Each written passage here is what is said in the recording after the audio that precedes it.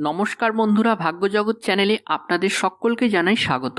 আশা করি আপনারা সকলেই ভালো আছেন এবং সুস্থ আছেন। বন্ধুরা, সামনেই আসছে হোলি, তাই হোলির কথা মনে করলে নানা ধরনের রঙের কথা মনে পড়ে যায়। তাই আজকে আমি আপনাদের জানাবো জ্যোতিষ মতে আমাদের ভাগ্যের ওপর রঙের প্রভাব কতখানি সে বিষয়ে। মানব শরীরের প্রতিটি কোষই হলো আসলে মহাজাগতিক আলোক তরঙ্গের একটি সমন্বিত রূপ, যে কারণে মানব দেহে রঙের প্রভাব অপরিসীম।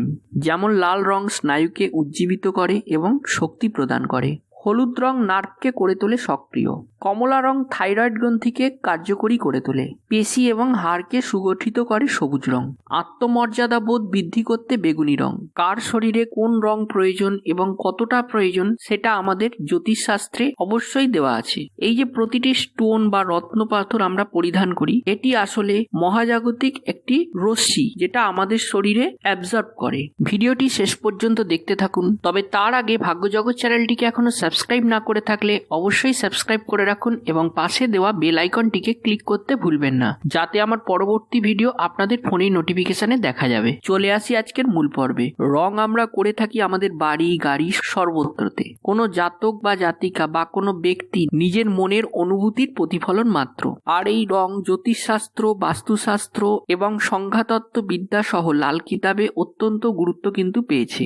গোলাপি রং বা পিঙ্ক কালার, মহিলা জাতিকা যারা রয়েছেন তাদের সবচেয়ে হয়তো কমন পছন্দের রং হলো এই গোলাপি রং। আর হালকা গোলাপি বা গোলাপি আভাযুক্ত রং বসবাসকারীদের, অর্থাৎ যে গৃহে এই রং করা হবে সেই গৃহে বসবাসকারীদের মধ্যে প্রেমপূর্ণ মনোভাব, স্বচ্ছ অনুভূতি, মানসিক আনন্দ এবং রোম্যান্টিসিজমের জন্ম দিয়ে থাকেন। অর্থাৎ পরিবারের সকল সদস্যের মধ্যে বনিবনা হতে সমস্যা হচ্ছে, একে অপরের মধ্যে বন্ডিং এর অভাব পরিলক্ষিত করছেন, তাহলে কিন্তু এই গোলাপি রং আপনাদের একটি টোটকা বা উপায় হিসাবে কাজ করতে পারে।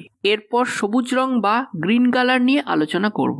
সবুজ রং আমরা কিন্তু বুধের সাথে অ্যাড করে দেখে থাকি। বিদ্যা, বুদ্ধি, বিজনেসের গ্রহ, মানসিক প্রশান্তি, মনের আশা ভরসা, স্বচ্ছ মানসিকতা, ক্রিয়েটিভিটি, কিউরিওসিটি, শীতল অনুভূতি, এগুলি কিন্তু সবুজ রঙই দিয়ে থাকে। অনেকের হয়তো চোখের প্রবলেম আছে, চোখে বেশ ভারী ভারাক্রম চশমা আপনারা পরেন।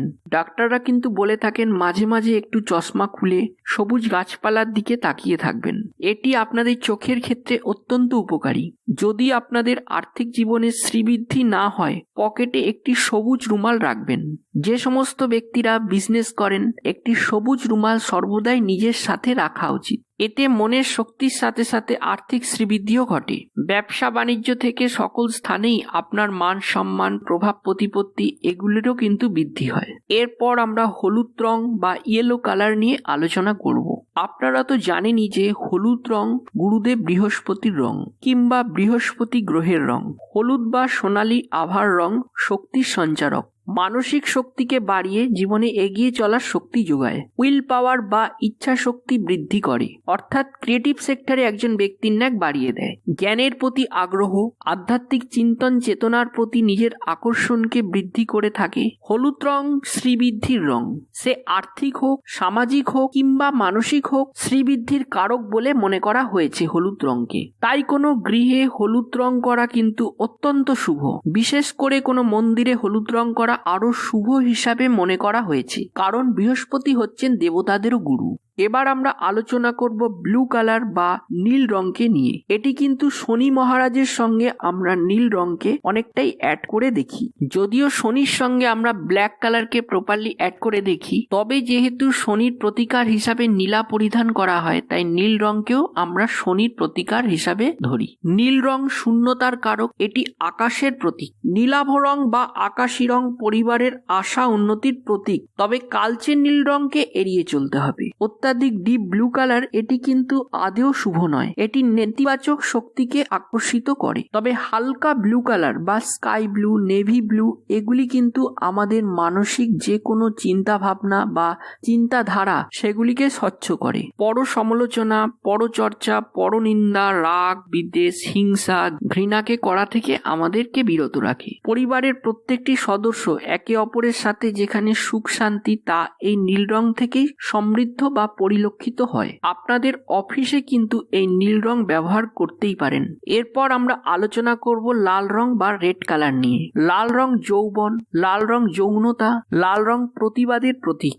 লাল রংকে উত্তপ্ত বলা হয়। কোনো রেস্টুরেন্ট বা খাওয়ার ঘরে ডাইনিং এ যদি লাল রং বা কমলা রং করা হয় তবে সেই ঘরে প্রবেশ করা মাত্রই একজন ব্যক্তির খিদে বা একজন ব্যক্তির হাংরিনেস আরো বেড়ে যায়। তাই খাওয়ার জায়গায় লাল রংকে শুভ বলে মনে করা হয়েছে। লাল রং যেহেতু শক্তির প্রতীক তাই কোনো মন্দিরে লাল রং বা রেড কালার হলে তা পজিটিভ ঊর্জার কারক। কিন্তু রান্নাঘর ছাড়া ঘরের ভেতর অর্থাৎ বেডরুমে লাল রং মোটেও শুভ নয়, কারণ এতে ক্রোধ, অহংকার প্রভৃতি গুণগুলি কিন্তু আরো বৃদ্ধিপ্রাপ্ত হয়। তাই ঘরের ভেতর ডিপ লাল রং মোটেও শুভ নয়। তবে হালকা লাল রং যেমন পিঙ্কিশ রেড এগুলি কিন্তু ঘরের জন্য শুভ, কারণ হালকা লাল রং বা পিঙ্কিশ কালারে রোমান্টিকতা বৃদ্ধি পায়। এরপর আমরা সাদা বা হোয়াইট কালার নিয়ে আলোচনা করব।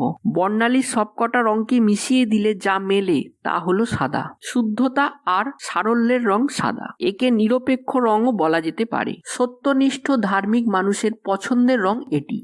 বন্ধুরা, আমার এই ভিডিওটি যদি আপনাদের কোনো উপকারে লাগে লাইক দিতে ভুলবেন না ভিডিওটিকে। আর এই ভিডিওটি আপনাদের কেমন লেগেছে সে বিষয়ে কমেন্টস করে অবশ্যই জানাবেন, এবং আপনাদের বন্ধু বান্ধব আপনজনদের কাছেও ভিডিওটি শেয়ার করতে ভুলবেন না, যাতে তারাও এই ভিডিওটি থেকে উপকার পায়।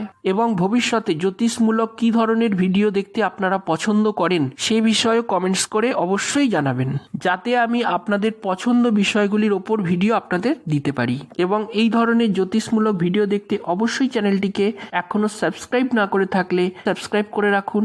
আবারও দেখা হবে পরবর্তী ভিডিওতে। ততদিন ভালো থাকবেন এবং সুস্থ থাকবেন। নমস্কার, ধন্যবাদ।